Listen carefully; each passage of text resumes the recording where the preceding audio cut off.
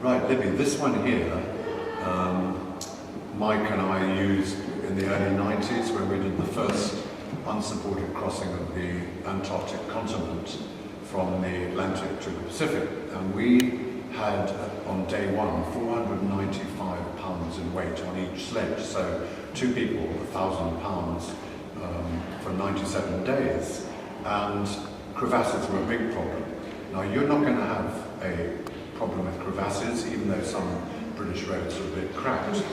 But you are going to have all sorts of problems with making sure it's safe, because you know the roads, people going at 90 miles an hour and so on.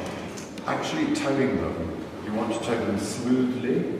Now, we use ropes, and you're using solid tows, okay? Now, with the solid tow, as you run, you're jerking very slightly, and that will make this jerk very slightly, and after a few hundred yards, you'll start worrying about that. So I would suggest that once you know how to buckle it on properly, which is pretty simple, you don't have to buckle it on, right? Particularly if you're going downhill, you can hold the end of the solid tow bars, and that way your arms are going to be going like that, and so it won't jerk you and won't start getting rubbed on your waist or your back. Otherwise, in terms of your ski sticks, we lost our ski sticks. We manufactured them by cutting with a knife and putting cooker bottle things on the end, tent poles. That's all we had.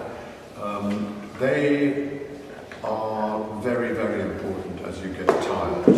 As you get tireder, you use them much more.